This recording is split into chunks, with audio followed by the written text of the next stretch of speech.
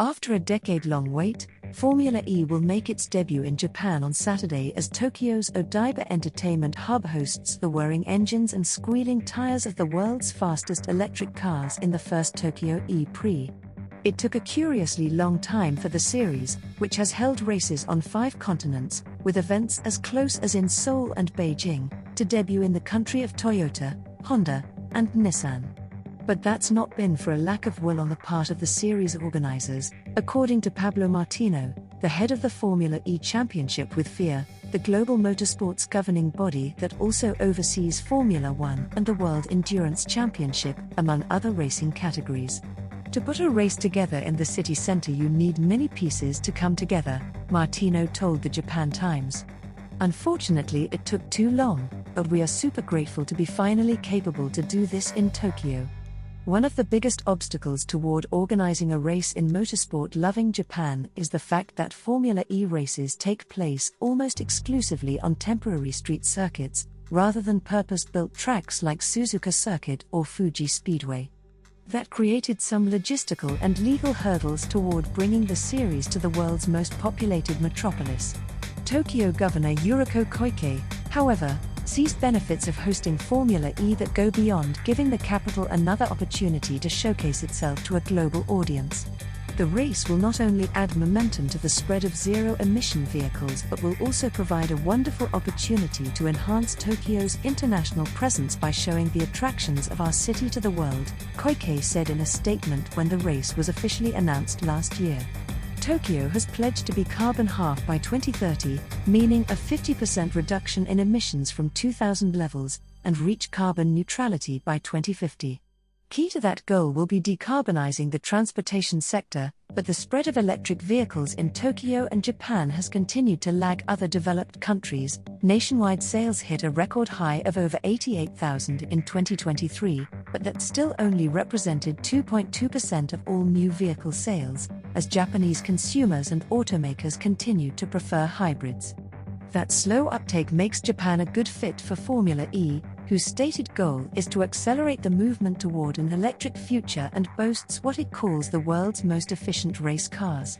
Beyond electric motors, Formula E brings other unique aspects to the table in the crowded world of motorsports. Unlike other racing series, Formula E is almost entirely held over one day. That's not just beneficial from a logistical point of view, given the series' extensive use of street circuits, it also maximizes the entertainment value for fans, who get to see practice, qualifying and the race all in the span of a few hours at the track. The momentum with free practice, qualifying and the race on the same day is challenging for the teams, but it's fantastic for the spectators, Martino said. Formula One fans giving Formula E a first look might notice another stark difference in the electric series, its unpredictability. After a 2023 season in which Red Bull's Max Verstappen won 19 of 22 races, the wide-open nature of Formula E should have plenty of appeal for fans who are tired of seeing the same driver dominate every event. The 4 races so far have had 4 different winners, while 5 drivers find themselves within 20 points of championship leader Nick Cassidy, a former champion in both Japan's Super GT and Super Formula series. It's really difficult to predict who is going to win a race, Martino said. We have not only 22 drivers, but the 11 teams are really competitive. Compared to their combustion engine counterparts, Formula E cars are significantly quieter, although still louder than a typical road car given the high speeds at which they race. This makes for a more intimate atmosphere at the track, Martino explains, with the cheers from the crowd clearly audible to the drivers. Drivers love to hear the spectators cheering when they are doing an overtake, Martino said. It makes the ambience and the atmosphere around the race track incredible. Formula E's arrival in Tokyo comes at a time when Japanese manufacturers are starting to take a greater interest in the series. Nissan entered Formula E as a powertrain manufacturer in 2018 before acquiring its own team in 2022. On Thursday, the Yokohama-based automaker extended its commitment to the series until 2030, and earlier in the day, Yamaha Motor announced it would partner with Lola Cars to supply powertrains beginning next season, marking the first foray into car racing for Yamaha since the 1990s.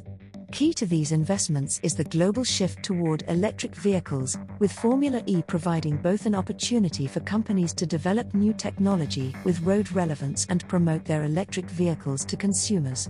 If you want to promote your expertise in electrification using motorsport, there is no better place than Formula E where you can compete, Nissan team principal Tommaso Volpe said at a news conference in Tokyo on Thursday, adding that the series also provides an opportunity for research and development amid the automotive industry's once-in-a-generation shift to EVs.